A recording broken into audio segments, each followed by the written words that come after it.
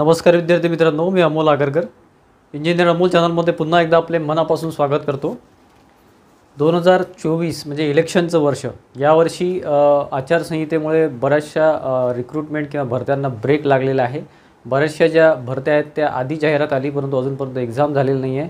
ज्या नवीन भरत्या आहेत त्या थोडं पेंडिंग ठेवलेल्या आहेत आणि हे वर्षभर चालणार आहे। नोव्हेंबरपर्यंत हा इलेक्शनचा पिरियड जवळपास चालणार आहे, त्याच्यामुळे आचारसंहितासुद्धा चालणार आहे। मध्ये फक्त जून जुलैमध्ये थोडीफार गॅप आहे, तर त्या पिरियडमध्ये थोडंफार आपल्याला ज्या एक्झाम पेंडिंग आहे त्या होऊ शकतात अशी एक आशा आहे, अशी एक अपेक्षा आहे। आजच्या व्हिडिओमध्ये आपण स्पेशली बघत आहोत की आरआरबी टेक्निशियन रिक्रूटमेंट जे काही 9000 पोस्ट आलेले आहेत। बऱ्याचशा विद्यार्थ्यांनी फॉर्म भरलेला असेल। एप्रिलमध्ये लास्ट डेट होती त्याची आणि जून जुलैमध्ये एक्सपेक्टेड आहे की ती एक्झाम होऊ शकते। तर परत ऑक्टोबर नोव्हेंबरपर्यंत आचारसंहिता आहे, इलेक्शन पिरियड आहे, स्टेटचे इलेक्शन आहे, बाकीसुद्धा इलेक्शन होणार आहे। ठीक आहे, त्यामध्ये बघा जो आपला रेल्वेचा जो सिलेबस आहे किंवा एक्झाम पॅटर्न आहे तर बऱ्याचशा विद्यार्थ्यांना माहिती असेल, मी परत एकदा रिपीट करतो। मित्रांनो, टेक्निशियन ग्रेड 1च्या ज्या पोस्ट आहेत त्या 1000 पोस्ट आहे। टेक्निशियन ग्रेड 3च्या ज्या साधारण 8000 पोस्ट आहे, तर बरेचसे विद्यार्थ्यांनी 8000 पोस्टसाठी अप्लाय केलेले आहे। टेक्निशियन ग्रेड 1मध्ये सामान्य जागरूकता म्हणजे जनरल नॉलेज ज्याला म्हणतो, अवेअरनेस ज्याला म्हणतो, 10 प्रश्न 10 गुण। सामान्य बुद्धिमत्ता किंवा जे आपण बुद्धिमत्ता किंवा रिझनिंग म्हणतो त्याला 15 प्रश्न 15 गुण। त्यानंतर कॉम्प्युटर आणि अनुप्रयोगों की मूल बातें म्हणजे बघा कॉम्प्युटर रिलेटेड म्हणजे जे काही नॉलेज आहे ते 20 प्रश्न 20 गुण आहे। त्यानंतर अंकशास्त्र म्हणजे गणित जे आहे ते 20 प्रश्न 20 मार्क आहे। बुनियादी विज्ञान और इंजिनिअरिंग म्हणजे बघा सायन्स अँड इंजिनिअरिंग साधारण 35 प्रश्न 35 गुण आहे, जास्त वेटेज याला आहे। 100 प्रश्न 100 गुण आहे। त्यानंतर बघा 90 मिनिटांची ही टेस्ट आहे, 100 गुण याला दिलेले आहे। टेक्निशियन ग्रेड 3 म्हणजे ज्याच्या 8000 पोस्ट आहे त्यामध्ये बघा अंकशास्त्र 25 प्रश्न 25 मार्क, बुद्धिमत्ता 25 प्रश्न 25 मार्क, सामान्य विज्ञान म्हणजे सायन्स 40 प्रश्न 40 मार्क, याच्यामध्ये तुमचं थोडंफार टेक्नॉलॉजीबद्दल विचारतात। त्यानंतर सामान्य जागरूकता म्हणजे जनरल अवेअरनेस 10 प्रश्न 10 मार्क, एकूण 100 प्रश्न 100 मार्क इथे आहे। त्याच्यानंतर 90 मिनिटाची ही टेस्ट आहे, 1/3 निगेटिव्ह मार्किंग आहे। ठीक आहे, आणि याच्यामध्ये बघा तुमचं जे सिलेबस आहे गणितमध्ये म्हणजे तुमचं जे काही अंकगणितचं जे सिलेबस आहे किंवा तुम्ही जे अभ्यास करता ॲप्टिट्यूडचा वगैरे जे काही आपण महावितरण महापरीक्षेसाठी तयार करतो ते सुद्धा इथे चालेल। ठीक आहे, त्याच्यामध्ये बीजगणित आहे, त्याच्यामध्ये तुमचं नंबर सिस्टीम आहे, वर्गमूळ वगैरे आहे गणितामध्ये, आणि बाकी प्रॉफिट अँड लॉस आहे, ॲव्हरेज आहे, तुमचं पर्सेंटेजेस वगैरे आहे, सगळं इथे राहणार आहे। ठीक आहे, सामान्य बुद्धिमत्तामध्ये जे काही आपले प्रकार आहे मानसिक क्षमता, नंतर वर्णमाला, संख्या शृंखला वगैरे किंवा सिरीज सिस्टीम वगैरे, कोडिंग डिकोडिंग वगैरे, पझल्स वगैरे हे सगळं राहणार आहे। ठीक आहे, बुद्धिमत्तामध्ये। आणि विज्ञान आणि याच्यामध्ये इंजिनिअरिंगमध्ये तुमचं सायन्स अँड टेक्नॉलॉजी रिलेटेड जे काही बेसिक्स असतात त्या रिलेटेड तुमचं राहणार आहे पूर्ण। अवेअरनेसमध्ये म्हणजे हा खूप मोठा भाग आहे, अवेअरनेस म्हणजे जनरल नॉलेजचा भाग आहे। स्टेट त्यानंतर नॅशनल लेवलचं आणि थोडं इंटरनॅशनल लेवलचं हे सुद्धा याची लेवल थोडी टफ राहते रेल्वेची वगैरे। तर असा हा अभ्यासक्रम आहे मित्रांनो। यामध्ये जनरल अवेअरनेस हा खूप वास्ट विषय आहे, त्यासाठी लुसेंटचं बुक येतं। लुसेंटचं बुक तुम्ही हिंदी आणि इंग्लिशमध्ये अवेलेबल आहे, ते तुम्ही बुक घेऊ शकता, किंवा आपलं महाराष्ट्र लेवलचं मराठीमधलं कुठलंही बुक MPSC UPSC लेवलचं जे काही बुक्स अवेलेबल आहे ते जनरल नॉलेजसाठी यूज करू शकता। अंकगणित बुद्धिमत्तासाठी RS अग्रवाल हे बेस्ट आहे, RRBसाठी किंवा रेल्वेसाठी RS अग्रवाल।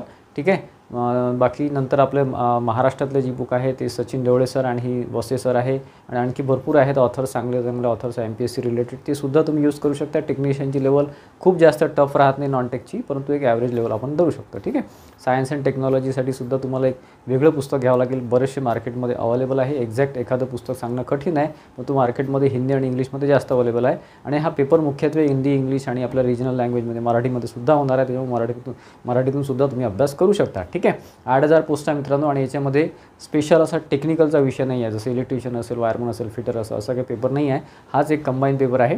ठीक आहे, आणि आता जून जुलैमध्ये ते एक्सपेक्टेड आहे, ज्या एक्झाम होतात ह्या वेळेवर होतात मित्रांनो, याच्यामध्ये खूप काही डिले होत नाही। जून जुलैमध्ये एक्सपेक्टेड आहे, त्यानंतर मग 2-3 महिने होणार नाही, परत मग इलेक्शन वगैरे लागून जातं। ठीक आहे, त्याच्यामुळे जुलैमध्ये शक्यता आहे, त्याचा अभ्यास करा, त्याच्या तयारीमध्ये राहा। सोबतच जे काही विद्यार्थी मित्र आहेत आता महावितरण महापरीक्षांच्या तयारीमध्ये असतील, महावितरणला अजून भरपूर वेळ आहे, परंतु भरपूर वेळ तुमच्याकडे अभ्यासाला सुद्धा आहे। महापरीक्षण जुलैमध्ये एक्सपेक्टेड आहे, आणि तिसरं म्हणजे महाजनकोचं अजूनपर्यंत काही नाही आहे, फक्त एक न्यूजपेपरमध्ये त्यांनी ॲड दिलेली आहे, ती सुद्धा जून जुलैमध्ये एक्सपेक्टेड आहे।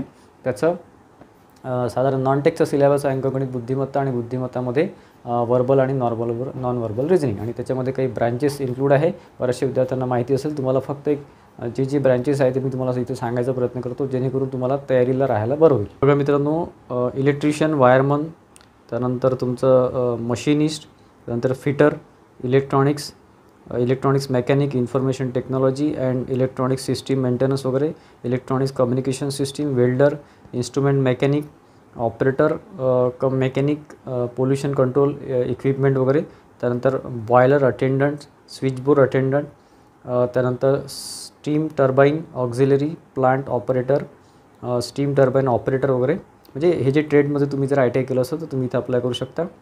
त्यानंतर operator cum mechanic material handling equipments, operator cum mechanic power plant.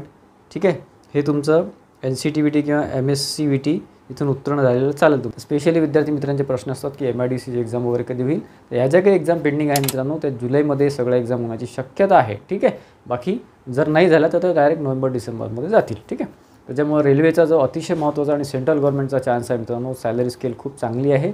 40+ 45+ तिथे सॅलरी आहे, चांगली सॅलरी आहे. आणि सेंट्रल गव्हर्नमेंटच्या फॅसिलिटीज खूप चांगल्या राहतात. त्यामुळे अभ्यासामध्ये राहा मित्रांनो. नॉन टेकचा विषय कॉमन आहे. फॉर एक्झाम्पल अंकगणित बुद्धिमत्ता सगळ्या एक्झाममध्ये कॉमन आहे. टेक्निकल काही ठिकाणी आहे, महापारेषण महावितरणमध्ये टेक्निकल आहे, महाजनकोमध्ये टेक्निकल नाही आहे आणि रेल्वेजमध्ये टेक्निकल नाही आहे. तर आशा करतो मित्रांनो की बऱ्यापैकी थोडंफार इथे मी गाईडलाईन द्यायचा तुम्हाला प्रयत्न केलेला आहे. आणि रेल्वेसाठी वगैरे तयारी तुमची जोरात सुरू असेल, कारण की जुलैमध्ये एक्सपेक्टेड आहे. महापारेषण जुलैमध्ये एक्सपेक्टेड आहे.